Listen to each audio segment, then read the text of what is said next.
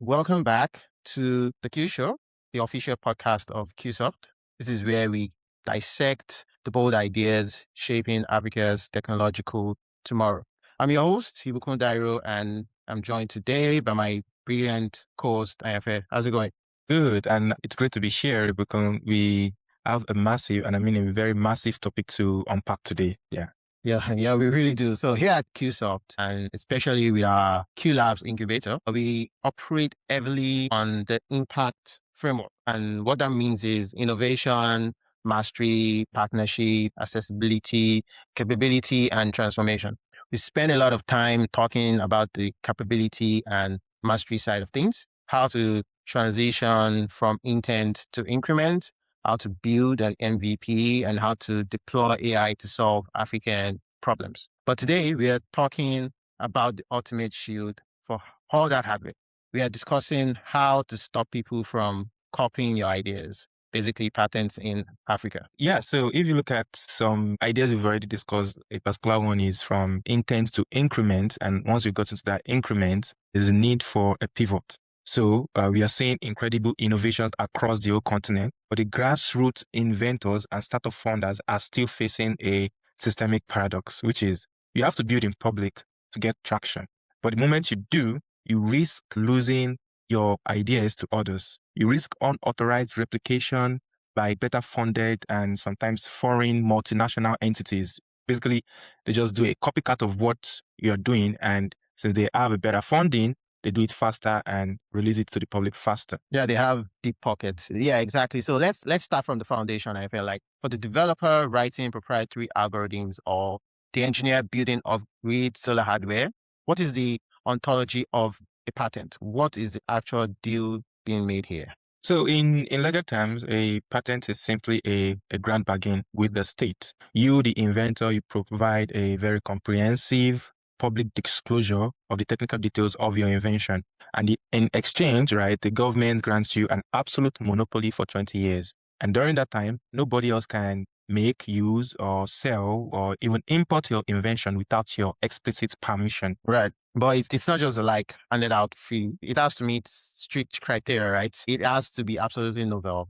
It must have an inventive step, meaning it's not obvious to someone in that field, and it has to be industrially applicable. So that brings up a good point about the criteria: novelty, inventive step, and industrial applicability. Can you give our engineers some concrete examples of what lands on either side of that fence? What makes an idea patentable versus what is explicitly excluded? Absolutely. So there's a critical and extension, and generally an invention must be a tangible solution to a problem.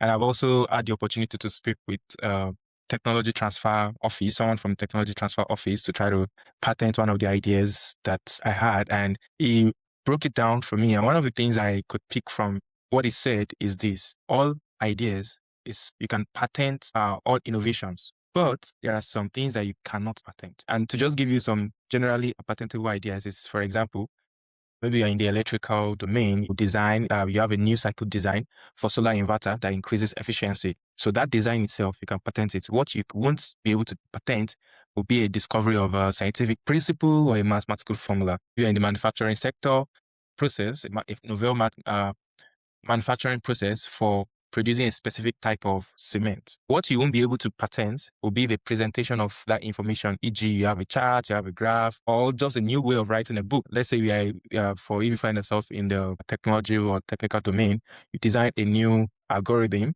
that integrates into it physical processes. Maybe you designed a new form of physics-informed technology that's basically for example, can help in managing farm irrigation.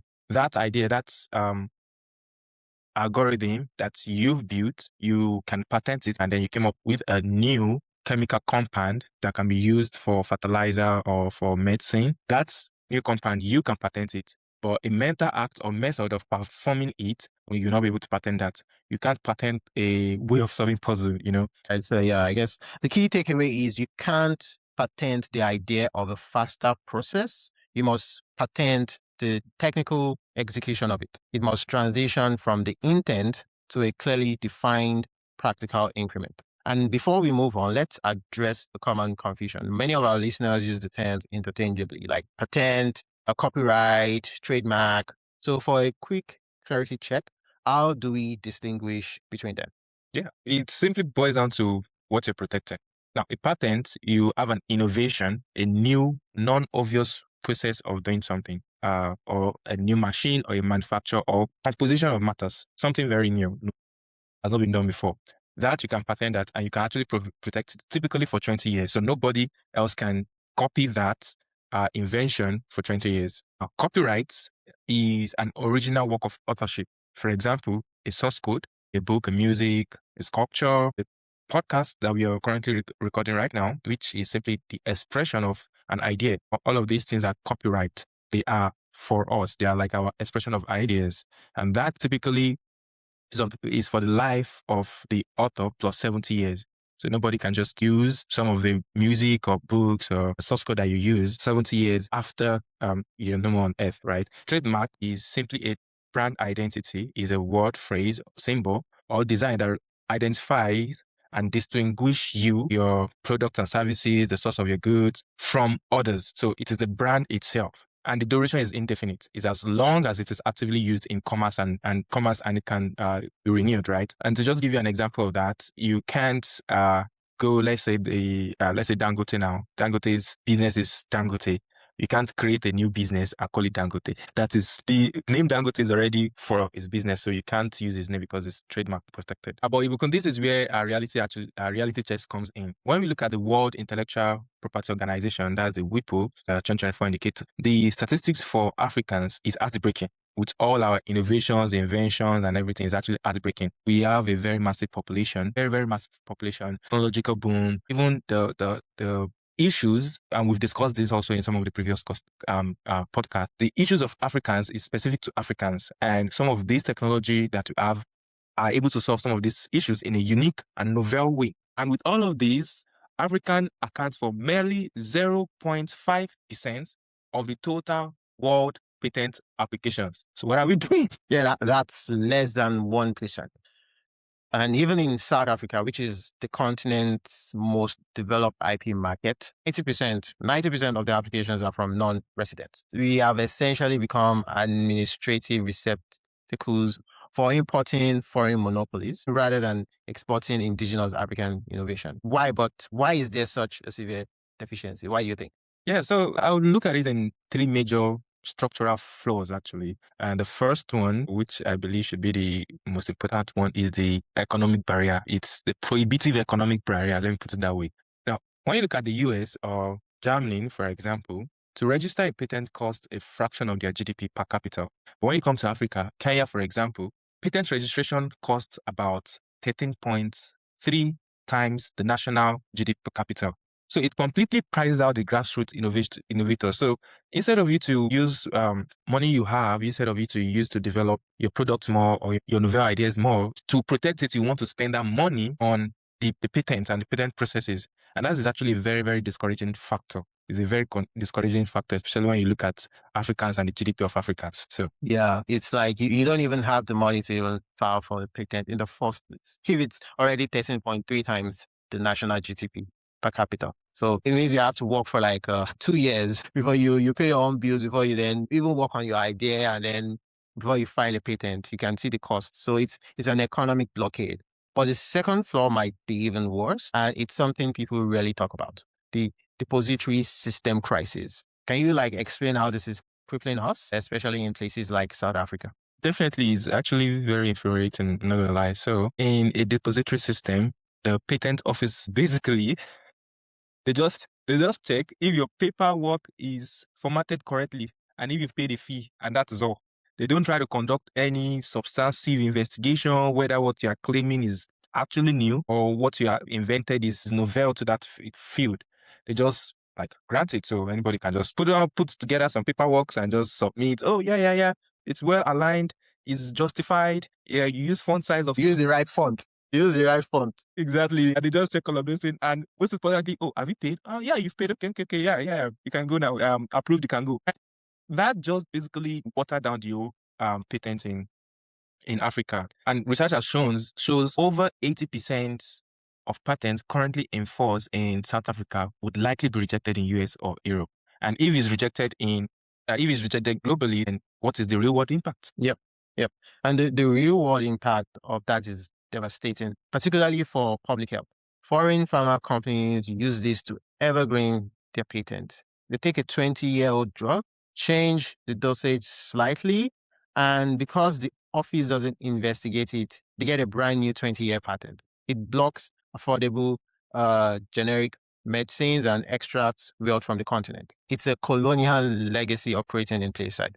Exactly. It's prioritized the monopolistic right of foreign corporation over our domestic developmental needs. Yeah. So, like, how do we fight back? Let's equip our listeners. I've a Q Labs engineer as a novel AI-driven agricultural tool and wants to file a patent across Africa. How do we navigate this? Yeah, so yes, essentially, there are two major regional routes to bypass the nightmare of filing in 50 individual countries. And to just further elaborate on that, you have a novel idea. The requirements would be, if you want to protect it in Africa, you go to each country in Africa, file.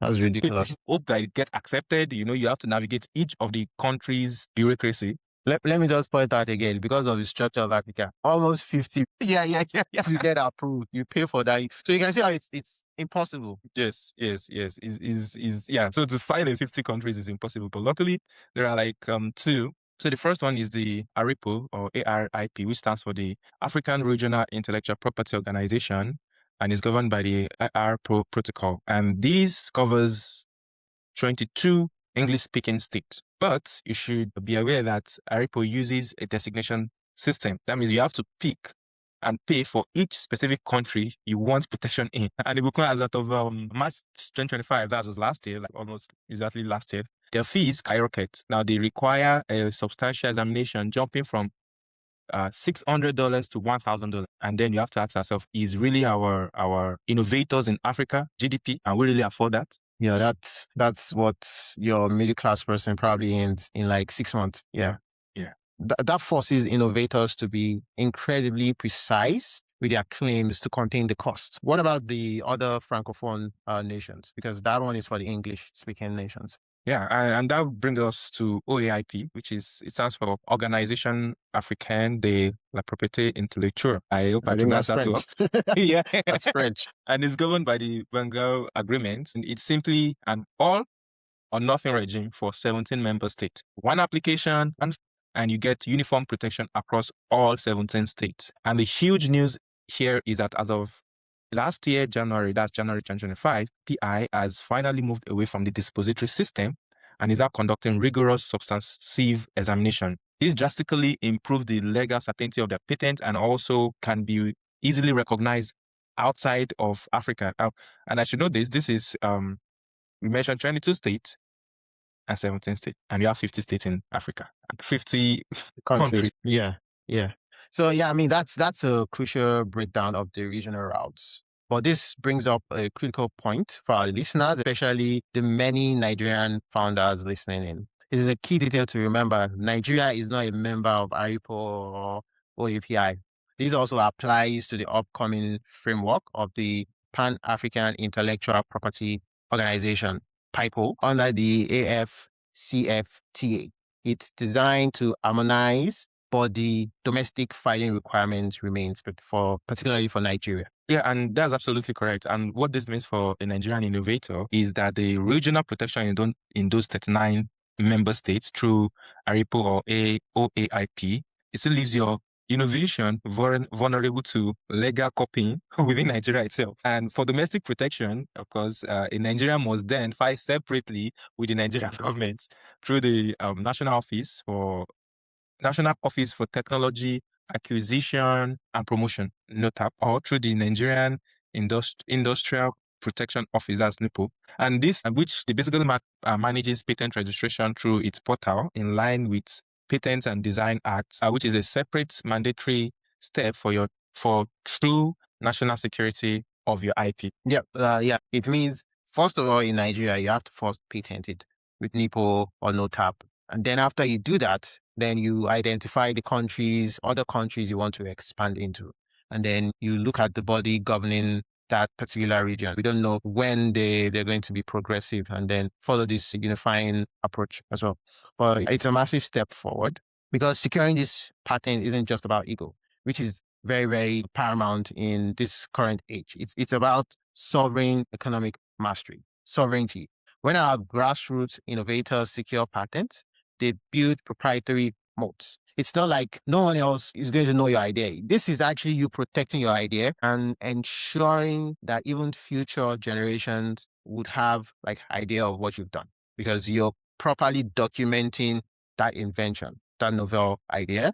You're putting it out to the public. This is what I came up with. This is my idea. And then I'm protected for like the next 20 years to say, okay, I'll probably be the only one manufacturing this. So that's what also attracts serious venture capital because now they see that they cannot easily just copy whatever you've done.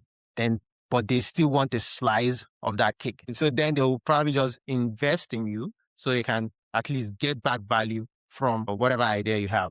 So it allows African firms to compete on equal footing with global tech talent. Yeah, exactly. And it protects localized brilliance. And the good thing about this thing is once you are done with the protection, the patenting, you're going to have a lawyer that literally fights anybody that wants to copy your idea. So immediately you see someone copying your idea, take the person to court. The court will rule in your favor since you have it patented. But I believe this still leaves kind of like in the whole process, which is, for example, you file, a Nigerian has a patent, has a patentable idea, files for patent in Nigeria. Immediately after filing the patent, of course, he's working on that.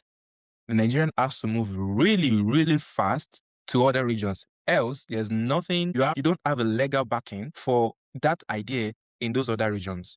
So whatsoever idea you're patenting in Nigeria, give or take 1-2 months, you should be already patenting it in those other regions, maybe with the organizations we mentioned, so that at least if your plan is to expand to those regions, you're able to get there and protect your ideas before some foreigners or some other people come and basically copy your idea.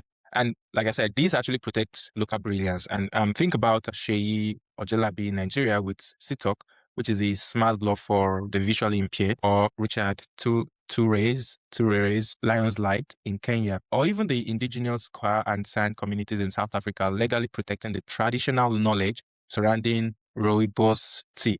Now, patents ensure that economic dividends of African genius remains within the African communities, and no other big pockets organization can easily come and take over. Yeah, I mean that brings us to the ultimate goal: geopolitical sovereignty. For decades, African regulatory autonomy has been threatened by coercive bilateral investment treaties and international IP frameworks that are set for global north. For the global south, we are excluded. But the tide is turning. I close out by talking about the AfCFTA. Great. So the African Continental Free Trade Area is a watershed moment. Phase 2 includes a dedicated protocol on intellectual property right, which is designed to replace the fragmented web of over 1,000 bilateral treaties. Now, it balances the right of innovators with public health, protects our genetic resources, and creates a harmonized, sovereign approach to IP across the whole continent, which I believe is a good way forward. Yeah, coupled with the push for PIPO, the Pan-African Intellectual Property Organization, we are seeing an irreversible shift. We are moving from mere compliance with foreign mandates to the proactive assertion of African strategic interests. Yeah, and we are moving from consumption, technology consuming country or continent, and we are architecting it, and now we are learning how to legally protect and monetize it. Yeah, incredibly well said. To all our listeners, the builders, the founders, the rebels creating the future, your